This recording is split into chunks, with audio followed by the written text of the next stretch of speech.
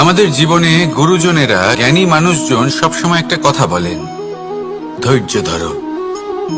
শুধুমাত্র দুটো শব্দ, কিন্তু কতটা বিশাল সেটা বোঝার চেষ্টা করুন। ছোট একটা অস্ত্র হাতে নিন এবং একটা বিশাল পর্বতে নিরন্তর প্রহার করতে থাকুন। ধৈর্য ধরে সেই কাজ করতে থাকুন। এমন একদিন আসবে, এই বিশাল পর্বতে আপনি একটা পথ তৈরি করবেন। কোনো ধনুর্ধর যখন নিজের বিদ্যা অর্জন করেন, তখন তাকেও ধৈর্য ধরতে হয়, তার নিজেকে সময় দিতে হয়, তবেই সে ধনুর্বিদ্যা শিখতে পারে। সেইভাবে আমাদের জীবনেও ধৈর্য ধরার খুব প্রয়োজন। পরিবারে ধৈর্য রাখতে পারলে তাহলে আস্তে আস্তে দেখবেন প্রেম বৃদ্ধি পাচ্ছে। সমাজে যদি ধৈর্য রাখতে পারেন তাহলে আস্তে আস্তে এই সমাজ আপনাকে সম্মান করবে।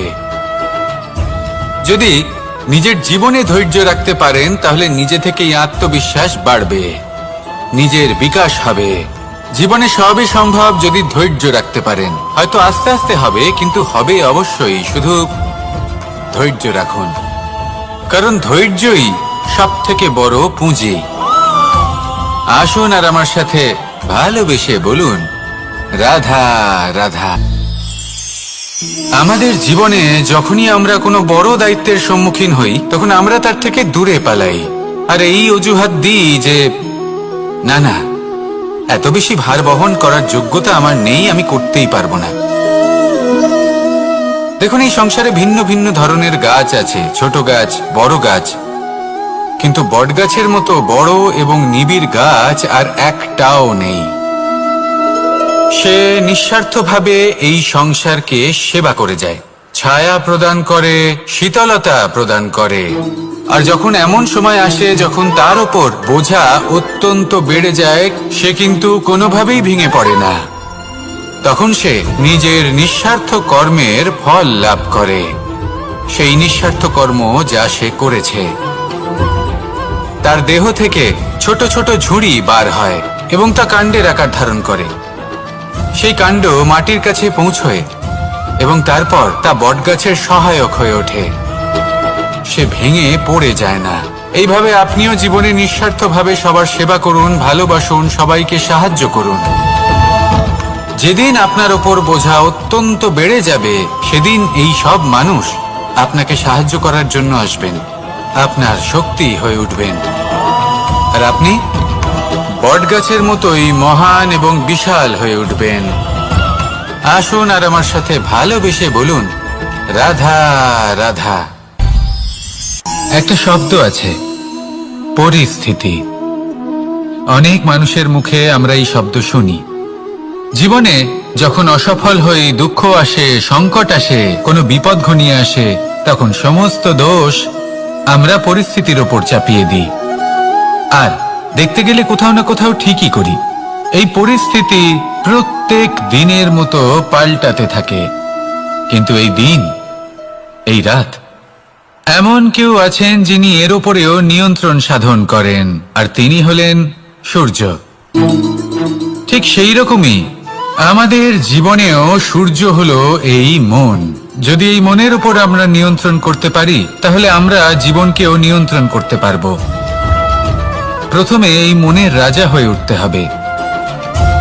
তাই মনে রাখবেন, যদি মন দুর্বল হয় তাহলে পরিস্থিতি আমাদের সমস্যা বলে মনে হবে।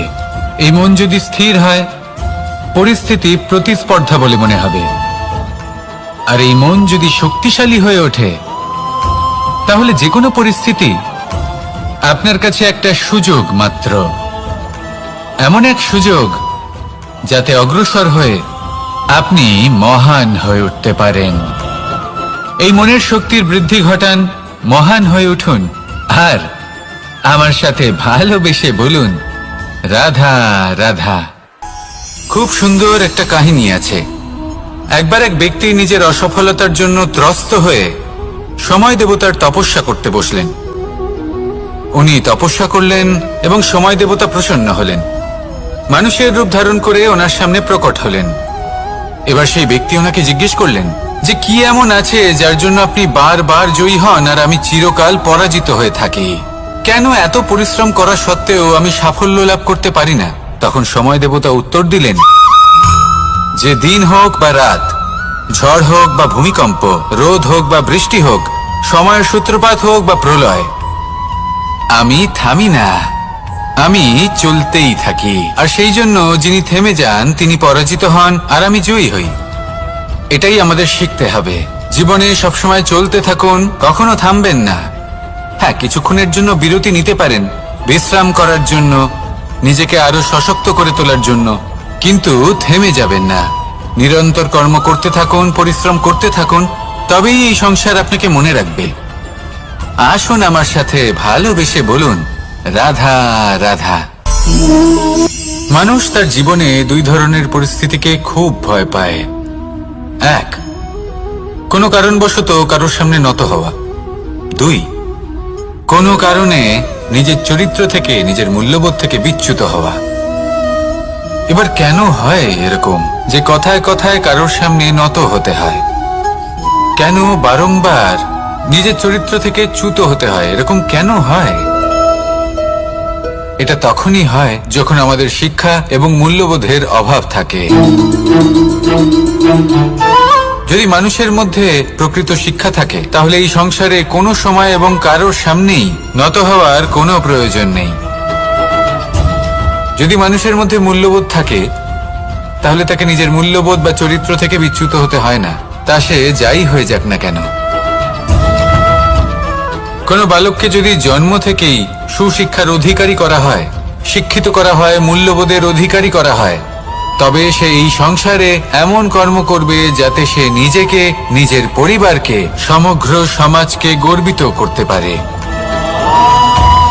শিক্ষা লাভ করুন, মূল্যবোধ লাভ করুন, এবং আমার সাথে ভালোবেসে বলুন, রাধা রাধা। আমাদের সকলের জীবনে একটা লক্ষ্য থাকে যেটা আমরা লাভ করতে চাই। ঠিক যেন একটা প্রতিস্পর্ধা বিদ্যমান যে কে সব থেকে আগে নিজের লক্ষ্যে পৌঁছতে পারবে। আর সেই জন্য আমরা সকলেই খুব তাড়াতাড়ি এগোতে চেষ্টা করি, বড় এবং দীর্ঘ পদক্ষেপ ফেলি, যাতে তাড়াতাড়ি নিজের লক্ষ্যে পৌঁছতে পারি। কিন্তু এক অত্যন্ত গুরুত্বপূর্ণ বিষয় আছে, সবসময় লক্ষ্য সামনে থাকবে না, কখনো কখনো তা খুঁজতে হয়। এই যাত্রা খুব কঠিন হতে পারে, আর ঠিক এই কারণেই সবসময় দ্রুত গতিতে চলা বা তাড়াতাড়ি পথে চলা সেটা আবশ্যক নয়। তার থেকেও বেশি গুরুত্বপূর্ণ হলো ভেবেচিন্তে তারপর পথ চলা। যদি ভেবেচিন্তে পদক্ষেপ ফেলেন, চলতে পারেন, তাহলে সেটাই সর্বশ্রেষ্ঠ পদক্ষেপ। কখন কোন দিকে যেতে হবে, কখন কোথায় দিক পাল্টানো যাবে না, কখন গতি বেশি রাখতে হবে, কখন কম, কখন থামবো, কখন চলবো, এই সব কিছুর বিষয়ে জ্ঞান অত্যন্ত গুরুত্বপূর্ণ এবং ভেবে চিন্তে চলতেই হবে। সেই জন্য শুধু তীব্র গতিতে সামনে এগোলে চলবে না, ভাবনা চিন্তা করে এগোতে হবে। আসুন আমার সাথে ভালোবেসে বলুন, রাধা রাধা। পায়েস হলো আমার বিশেষ প্রিয়। এর মধুর স্বাদ মনকে প্রফুল্ল করে তোলে। ছোটবেলায় মা আমার জন্য পায়েস বানাতেন এবং আমাকে বলতেন যে গরম থাকতে থাকতে খেয়ে নে কানাই, ঠান্ডা হয়ে গেলে ভালো লাগবে না। কিন্তু আমিও দুষ্টু ছিলাম, ঠান্ডা হওয়া পর্যন্ত অপেক্ষা করতাম, আর ঠান্ডা হয়ে যাওয়ার পরে মার কাছে যেতাম আর ওনাকে বলতাম যে মা, পায়েস তো ঠান্ডা হয়ে গেছে, এটা গরম করে দিন। তখন মা হাসতেন আর বলতেন যে পায়েস না হয় আমি আবার গরম করে দেব কানাই, কিন্তু এর মধুর স্বাদ, সেই মিষ্টত্ব, সেই সুবাস, সেটা আবার ফিরে আসবে না। কথাটা সত্যি, আর এই সত্যটাই আমাদেরও জীবনের সত্য। আমাদের জীবনের মধুর সম্পর্কগুলি, এতে যখন কটুভাব প্রবেশ করে, তখন সেই মিষ্টত্ব ফিরিয়ে আনা প্রায় অসম্ভব ব্যাপার হয়ে যায়। আপনি চেষ্টা করে সেই সম্পর্ক ঠিক করতেই পারবেন, তার জন্য অগাধ পরিশ্রম করতে হবে, কিন্তু আবার সেই মিষ্টত্ব কখনো ফিরে আসবে না। সেই জন্য আপনার জীবনের যে মধুর সম্পর্ক আছে, যতটা সম্ভব চেষ্টা করুন তাতে মিষ্টত্ব বজায় রাখতে। কটুভাব আসতে দেবেন না। আসুন আর আমার সাথে মধুর স্বরে বলুন, রাধা রাধা। শব্দ, শব্দ আসলে কি? শুধুই কয়েকটি অক্ষরের সমষ্টি, নাকি আমাদের বাণী, এই শব্দ এমন এক শক্তি যা কাউকেই নিজের বশবর্তী করে ফেলতে পারে। শব্দ এমন এক অস্ত্র যা কাউকে ক্ষত বিক্ষত করে দিতে পারে। এই শব্দ হলো একটি নাদ স্বরূপ যা কোনো ঘুমন্ত ব্যক্তিকেও জাগিয়ে তুলতে পারে এবং নিজের লক্ষ্যের দিকে অগ্রসর করতে পারে। শব্দে এত শক্তি আছে যে কারোর মনে এতটা আঘাত দিতে পারে যে সে হয়তো জীবনে আর কখনো এগোতেই পারল না। তাহলে এই শব্দের প্রয়োগ খুব ভেবেচিন্তে করবেন। এবং এই শব্দের মতোই হলো নীরবতা। অনেক সময় এই নীরবতা আমাদের সহায়ক হয়ে ওঠে। অনেক সময় এটা আমাদের অনুশোচনাকে অনেক বেশি বাড়িয়ে তুলতে পারে। ভীষ্ম পিতামহ, অঙ্গরাজ কর্ণ যখন দ্রৌপদীর বস্ত্রহরণ হচ্ছিল তখন এনারা নীরব ছিলেন। দুর্যোধনের বিরোধিতা করেননি, ওকে বাধা দেননি। আর তারপর কি হলো সেটা আপনারা সকলে জানেন। দেখতে গেলে নীরবতা চুপ করে থাকা, কিন্তু যদি কোনো দুষ্টের সামনে চুপ করে থাকেন, যদি তার বিরোধিতা না করতে পারেন, তাহলে এই নীরবতাই অনেক বড় পাপের আকার ধারণ করে। মনে রাখবেন আর আমার সাথে ভালোবেসে বলবেন, রাধা রাধা। আভূষণ, কার না ভালো লাগে এই আভূষণ? আমরা পরিশ্রম করি, ধন অর্জন করি আর আভূষণ কিনে থাকি, কখনো নিজের জন্য, কখনো বা তাদের জন্য যাকে আমরা ভালোবাসি, বা তাদের জন্য যাকে আমরা সম্মান করি। হয়তো সেই জন্যই সীতা চূড়ামণি ধারণ করেছিলেন এবং আমি সামন্তকমণি। কিন্তু এটাই কি সেই প্রকৃত আভূষণ যা আপনার মূল্য বৃদ্ধি করে? না। শ্রীরামের আভূষণ হলো ওনার নম্র ভদ্র ব্যবহার। মাতা সীতার আভূষণ হলো ওনার সততা, ওনার নিষ্ঠা, ওনার ত্যাগ। অর্জুনের আভূষণ ছিল ওনার একাগ্রতা। রাধার আভূষণ ওনার প্রেম। এই আভূষণ কোথাও নেই, আপনার মনে আছে। যদি আপনার মনে মিষ্টতা থাকে, তা শান্ত হয়, তাতে সততা থাকে, নিষ্ঠা থাকে এবং প্রেম থাকে, তাহলে আপনার অন্য আর কোনো আভূষণের কোনো প্রয়োজন নেই। আপনি যতই ভিড়ের মাঝে থাকুন, আপনার ঔজ্জ্বল্য চোখে পড়বে। আসুন আর আমার সাথে ভালোবেসে বলুন, রাধা রাধা। এই সংসারের সবথেকে বড় সত্যি হলো জন্ম এবং মৃত্যু। কিন্তু আরো বড় একটা সত্য আছে, মিত্র এবং শত্রু, যা আমাদের সকলের জীবনে থাকে। মিত্র সে যে আমাদের সঙ্গ দেয় এবং সংসারের সবথেকে উঁচু শিখরে আমাদের নিয়ে যায়, এবং শত্রু সে যে যে কোনো মুহূর্তে যে কোনো শিখর থেকে আমাদের নিচে ফেলে দিতে পারে। এবার বিচিত্র ব্যাপার হলো এটাই যে আমরা নিজেরাই এদের সাথে নিয়ে চলি, নিজেরাই এদের পালন করি। তা কি করে? প্রথমে বুঝুন এই মিত্র এবং শত্রু কারা। আপনার নিজের মন, আর কেউ নয়। এই মনই হলো মিত্র যখন তাতে ভারসাম্য বজায় থাকে, তা নিয়ন্ত্রিত থাকে, তা পবিত্র হয়। কিন্তু যদি এই মন অনিয়ন্ত্রিত হয়ে পড়ে, যদি আপনাকে সে নিয়ন্ত্রণ করতে শুরু করে, তখন সেই আপনার সবথেকে বড় শত্রু হয়। সেই জন্য এই মনের ওপর নিয়ন্ত্রণ রাখতে শিখুন, এতে ভারসাম্য বজায় রাখতে শিখুন। তাহলে আপনি এমন এক বন্ধুকে পাবেন যে আপনাকে এই সংসারের শিখরে পৌঁছে দেবে। আসুন আমার সাথে ভালোবেসে বলুন, রাধা রাধা। ঈশ্বর আসলে কে? সংসারের বেশিরভাগ মানুষের কাছে ঈশ্বর হলেন এই সংসারের রচয়িতা, পালনকর্তা। কারোর কাছে উনি জ্ঞাতা, কারোর কাছে উনি হলেন আস্থার প্রতীক, আবার কারোর জন্য শুধুমাত্র অন্ধ বিশ্বাস। কিন্তু এই ঈশ্বর কি কোনো শরীর, নাকি একটা বোধ, নাকি শুধুই শ্রদ্ধা? ঈশ্বর হলেন তিনি যিনি হলেন আপনার ইষ্ট। সেই জন্যই তো গুরু, মাতা, পিতা এনাদেরও ঈশ্বরই বলা হয়েছে। যাদেরকে আমরা ঈশ্বর বলে মনে করি, যারা আমাদের ইষ্ট, তারা আমাদের একটি পথ দেখান, একটি দিকে চালিত করেন। সেই পথে চলে আপনি শুভ কর্ম করতে পারেন। আর যখন কোনো ব্যক্তি তার ঈশ্বরের আদেশ পালন করেন তখন সে নিজে থেকেই শুভ পথে অগ্রসর হয়ে যান। বেশ কয়েকজন মানুষ ঈশ্বরের উপর আস্থা রাখেন এবং ভাবেন যে অনুচিত কোনো কাজ করা উচিত নয়, ঈশ্বর দেখছেন। ওনারা ভয় পান যে কোনো অনুচিত কর্ম করলে কে জানে তার পরিণাম কি হবে। এমন অনেক ব্যক্তি রয়েছেন যারা ঈশ্বরকে বিশ্বাস করেন এবং জানেন যে ঈশ্বর তাদেরকে দেখছেন, তাই যে যে শুভ কর্ম ওনারা করেছেন তার ফল তারা অবশ্যই পাবেন। এবার আপনি ভয় পেয়ে ঈশ্বরকে বিশ্বাস করবেন নাকি বিশ্বাসের দ্বারা ঈশ্বরকে বিশ্বাস করবেন, সেই সিদ্ধান্ত আপনারই। কিন্তু হ্যাঁ, যদি আপনার মনে ঈশ্বরের জন্য কোনো স্থান থাকে, যদি আপনার কোনো ইষ্ট থাকেন, যদি আপনি কাউকে ঈশ্বর মনে করেন যার প্রত্যেক আদেশ আপনি পালন করে থাকেন, তাহলে বলি ঈশ্বর কখনো আপনাকে অনুচিত পথে চালিত করবেন না।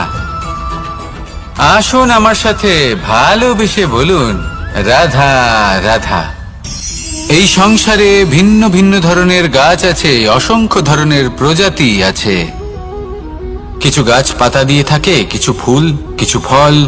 কেউ ছায়া প্রদান করে, কেউ শীতলতা প্রদান করে, কেউ নিজেকে খুব কষ্ট দিয়ে এই সংসারের বিকাশে সহায়ক হয়ে ওঠে। কিন্তু এই সবার মধ্যে একটা বিষয় কিন্তু সমান, এরা প্রত্যেকেই পাতা ছাড়া, ফুল ছাড়া, ফল ছাড়া জীবিত থাকতেই পারে, কিন্তু কোনো বৃক্ষই শিকড় ছাড়া বেঁচে থাকতেই পারে না।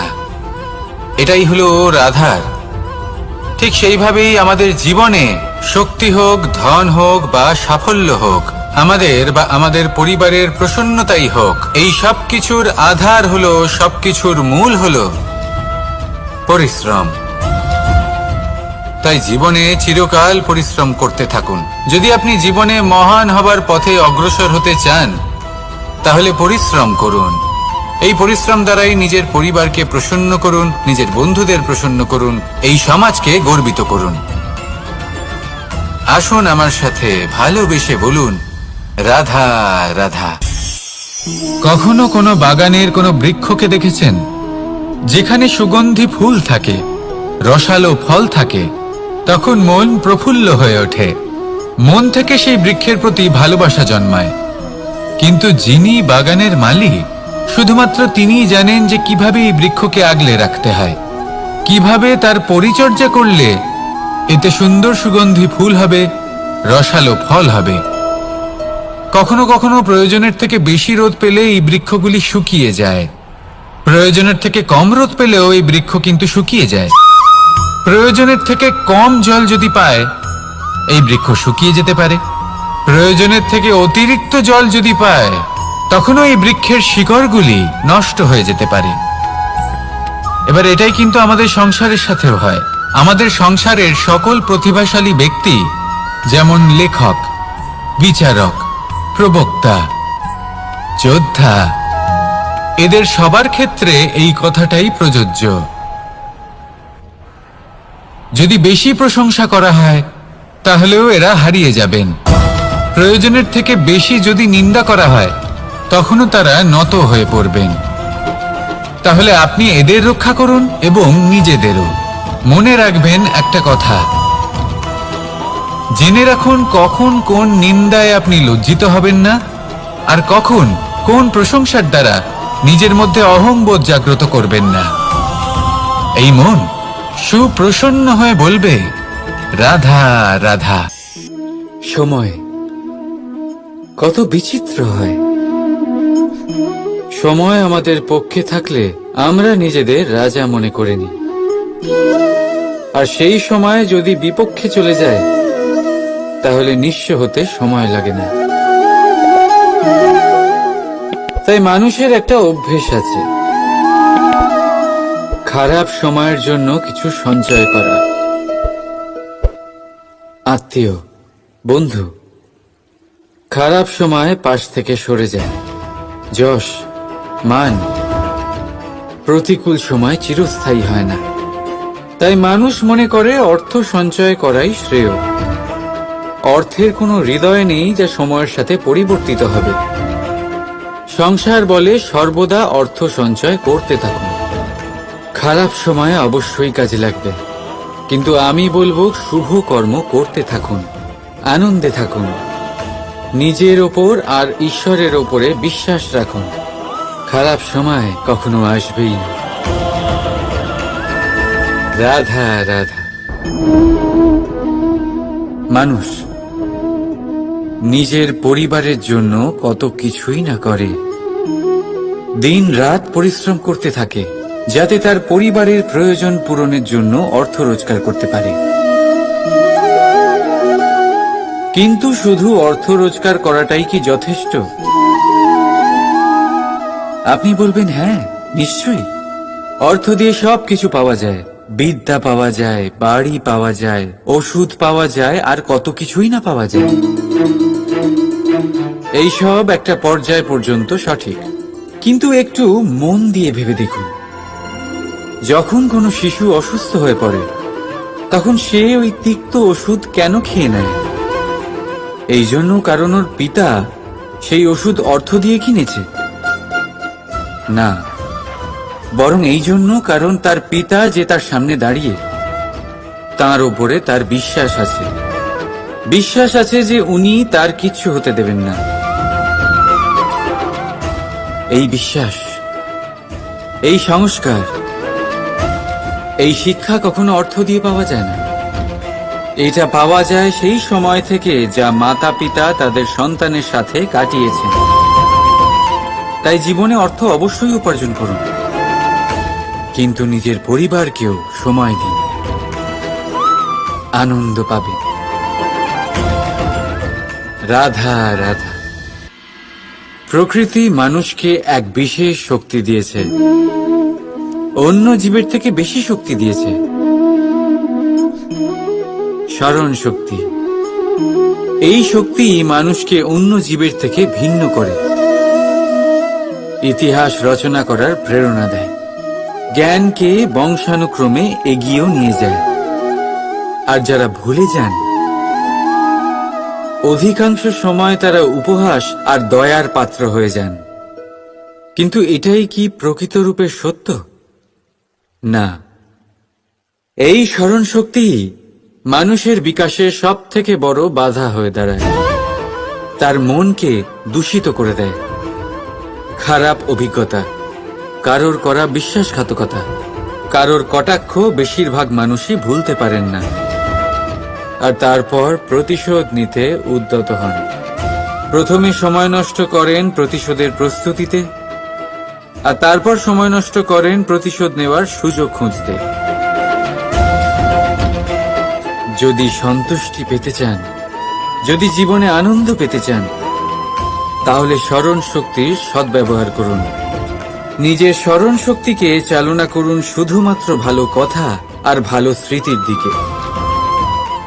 জীবনে আনন্দ পাবেন। রাধা রাধা। জীবন কি? এই জীবন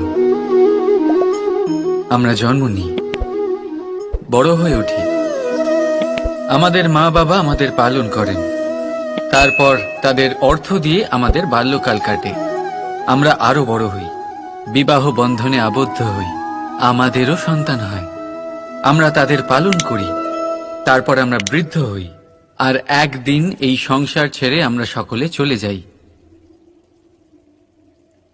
এটাই কি জীবন? আপনার মনে এই প্রশ্ন হয়তো অনেকবার জেগেছে, তাই না? এবার একটু জলের যাত্রাপথ লক্ষ্য করুন। সাগর থেকে বাষ্প হয়ে ওঠে এই জল, মেঘ হয়ে ঝরে পড়ে সে, তারপর নদী হয়ে আবার সাগরে মিলিয়ে যায়। কিন্তু কখনো এই প্রশ্ন করে না যে তার জীবন কি, তার উদ্দেশ্য কি। প্রতিটা মুহূর্ত বাঁচে সে, আর অন্যদের যতখানি সম্ভব সাহায্য করে। যখন সাগরে থাকে তখন অসংখ্য জীবকে জীবন দান করে। যখন সাগর থেকে বাষ্প হয়ে মেঘ হয়ে যায় তখন চাষিদের মনে এই আশা জাগায় যে ফসল আবার ফলবে। যখন বর্ষা হয়ে ঝরে পড়ে তখন এই শুকনো তৃষ্ণার্ত ধরিত্রীর তৃষ্ণা মেটায়। আর যখন নদীতে থাকে তখন তার পারে নানান গাছপালার জন্ম দেয়। কিন্তু ভাবুন, জল কি কখনো এটা ভাবে যে তার জীবন কি বা তার জীবনের উদ্দেশ্যটাই বা কি? না, সে শুধু নিজের ধর্ম পালন করে যায় আর যতটা সম্ভব সবাইকে আনন্দ প্রদান করতে থাকে। সেই জন্যই জীবনে কখনো এই প্রশ্ন করবেন না যে এই জীবন কি, এই জীবনের উদ্দেশ্য কি। শুধু এই জীবন বাঁচুন আর যতটা সম্ভব সবাইকে আনন্দ প্রদান করুন। মন প্রসন্ন হয়ে বলবে রাধা রাধা। কখনো বৃষ্টির জন্য হওয়া কাদার মধ্যে দিয়ে আপনি নিজের বাড়ি ফিরেছেন? পাদুকা পরার জন্য আপনি ওই কাদা থেকে অবশ্যই বেঁচে যান, কিন্তু সেই পাদুকা থেকে আগত নোংরা কাদার ছিটে আপনার বস্ত্রকে ময়লা করেই দেয়।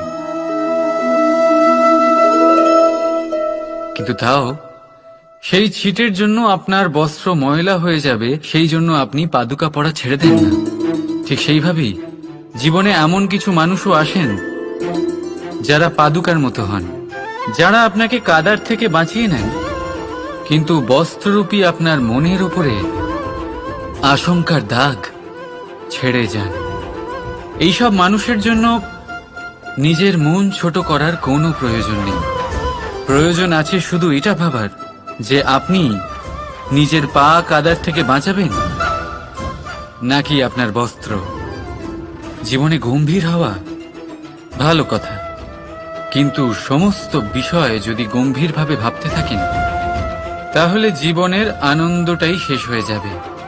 এই সংসার অস্থায়ী, এখানে এমন কিছুই নেই যা চিরকাল জীবিত থাকবে। তাই যতক্ষণ এই জীবন আছে সন্তুষ্টি আর আনন্দ নিয়ে বাঁচুন। নিজের ওপর আগত কাদার ছিটের দিকে মন দেবেন না, শুধু আনন্দ বিতরণ করুন। মন প্রসন্ন হয়ে বলবে রাধা রাধা। বিপদ আপদ আপনাকে সন্ত্রস্ত করে রাখতে পারে, কিন্তু এই বিপদ প্রত্যেকের জীবনে কোনো না কোনো কারণে থাকে। এটা আপনাকে দেখায় যে আপনার মধ্যে কি খামতি রয়েছে, কেন রয়েছে। এই বিপদ হলো সেই মাধ্যম যার দ্বারা আপনি নিজের দুর্বলতাকে নিজের শক্তিতে পরিবর্তন করতে পারেন। একটা ফুলের দিকে তাকান। একটা ফুল তার বুকে যখন একটা সূচ বিঁধে এপার ওপার হয়ে যায়, শুধু তখনই আমাদের প্রভুর জন্য ফুলের মালা তৈরি করা যায়। সেই জন্য কখনোই বিপদকে ভয় পাবেন না, তার থেকে দূরে পালাবেন না, একে স্বাগত জানান। বোঝার চেষ্টা করুন এই বিপদ কেন আছে। যদি বিপদকে বুঝতে পারেন তবেই জীবনকে বুঝতে পারবেন। যদি জীবনকে বুঝতে পারেন তবে এই বিপদকে সম্পদে পরিণত করতে পারবেন। আসুন আর আমার সাথে ভালোবেসে বলুন রাধা রাধা। পরিকল্পনা অত্যন্ত গুরুত্বপূর্ণ, এটা আমাদের জীবনে অত্যন্ত আবশ্যক, এটা আমাদের জীবনে। কিন্তু এই পরিকল্পনা ঠিক কতটা হওয়া উচিত, অর্থাৎ এই পরিকল্পনার সম্পর্কে কতটা চিন্তা করা উচিত, কতটা ভবিষ্যতের বিষয়ে চিন্তা করা উচিত।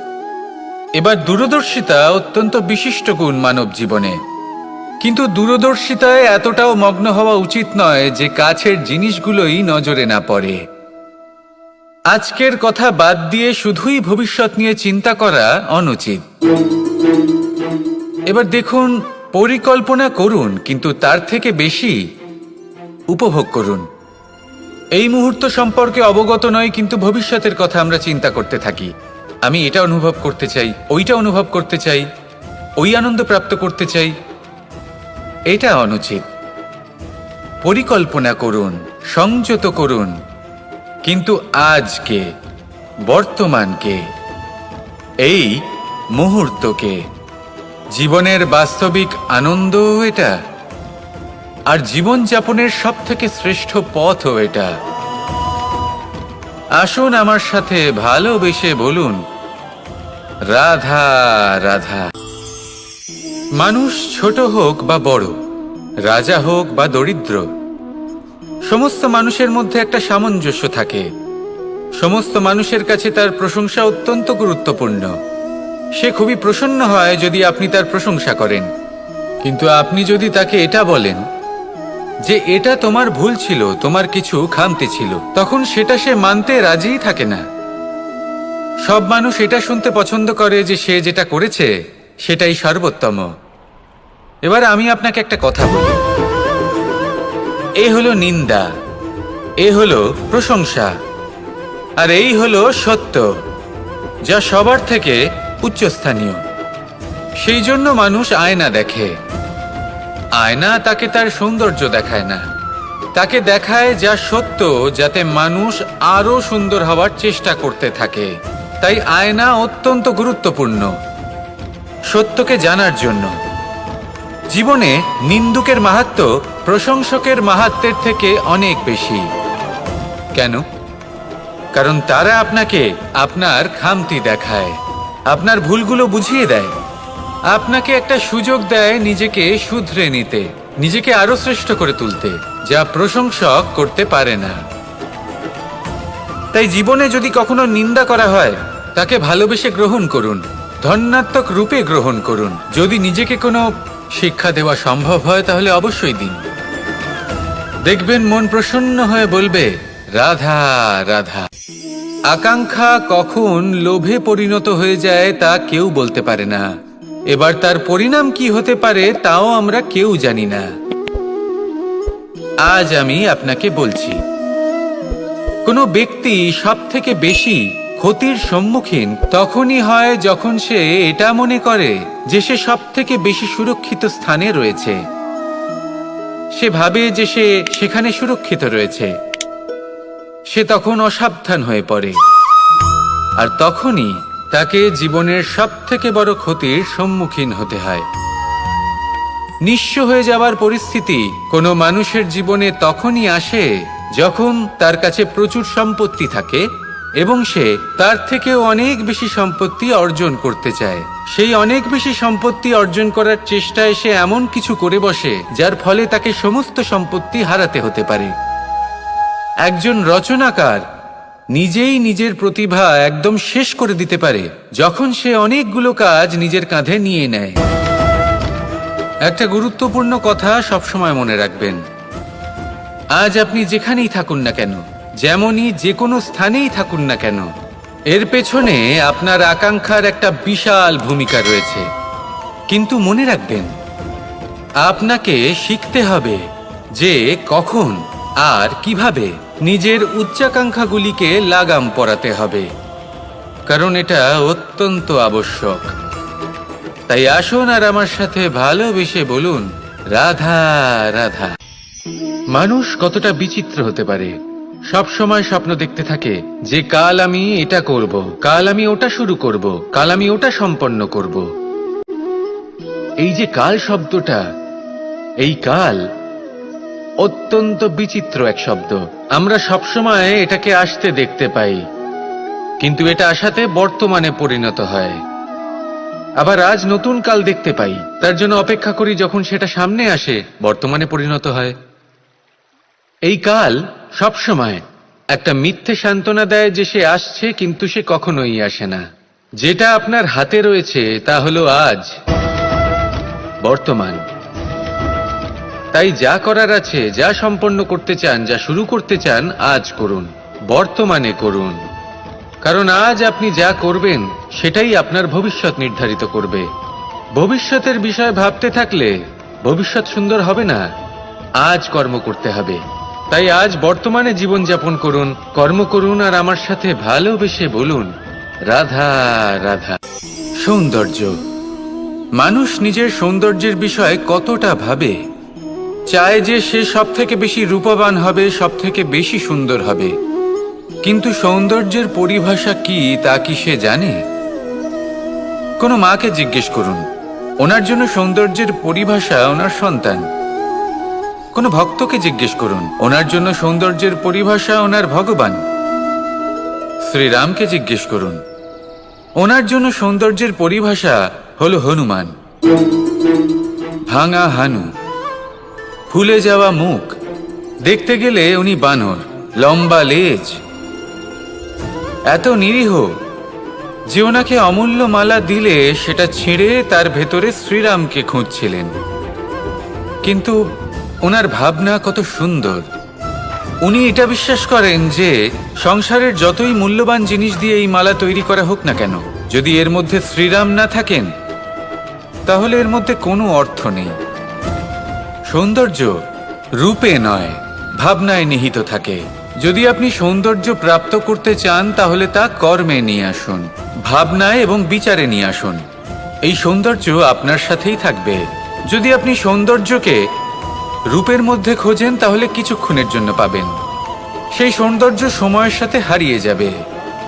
সৌন্দর্য যদি পেতে চান, খুঁজতেই চান, তাহলে হৃদয় খুঁজুন, কর্মে খুঁজুন।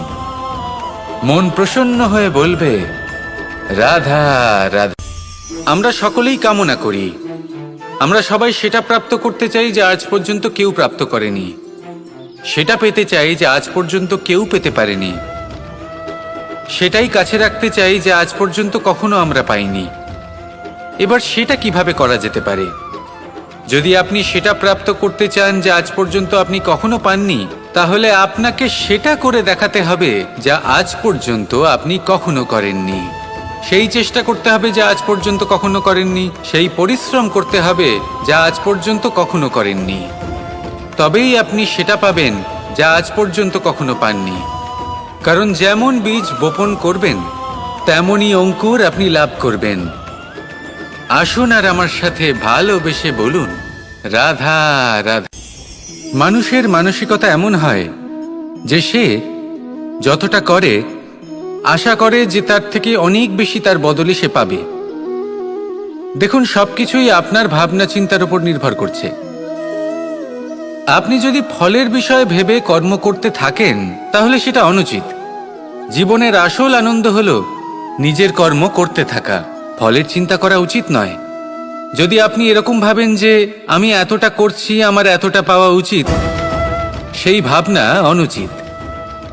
যদি আপনি সেবার মানসিকতা নিয়ে কর্ম করতে থাকেন, কর্মচক্রে প্রবাহিত হন, যদি আপনি এমন ভাবনা রাখেন যে আমি এতটা পাচ্ছি তাই এর থেকে অনেক বেশি আমি কর্ম করব, তাহলে নিশ্চিতরূপে আপনি যতটা করছেন তার থেকে অনেক বেশি আপনি পাবেন, আপনার আশার থেকে অনেক বেশি আপনি পাবেন। শুধু জীবনে অনেক বেশি কাজ করতে থাকুন, ফলের চিন্তা করবেন না। আর মনে রাখবেন, এই ভাবনাই সব থেকে বড় বীজ। কর্মের উপর বিশ্বাস রাখুন, জীবনে যা যা আপনি চান সবই সুখময় হবে। আসুন আর আমার সাথে ভালোবেসে বলুন রাধা রাধা। ধন মানুষের জীবনের সব থেকে বড় প্রয়োজনীয়তা, সেই অস্ত্র যার দ্বারা মানুষের জীবনের অনেক সংকট দূর করে দেওয়া যেতে পারে, সেই মাধ্যম যার দ্বারা সংসারের সমস্ত জাগতিক সুখ স্বাচ্ছন্দ্য লাভ করা যেতে পারে। কিন্তু ধনের দ্বারা আমরা সব কিছু লাভ করতে পারি না। জাগতিক স্বাচ্ছন্দ্য আমরা লাভ করতে পারি কিন্তু সুখ লাভ করতে পারবো না। সুখের উপকরণ আমরা লাভ করতে পারি কিন্তু সুখের অনুভূতি লাভ করতে পারবো না। আনন্দ, সন্তোষ, প্রসন্নতা এগুলো ধন দ্বারা লাভ করা যায় না।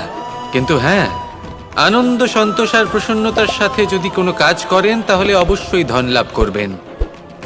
তাহলে আসুন আর এই প্রসন্নতার সাথে বলুন রাধা রাধা। মানুষের জীবনে সবসময় কিছু না কিছু ঘটে চলেছে।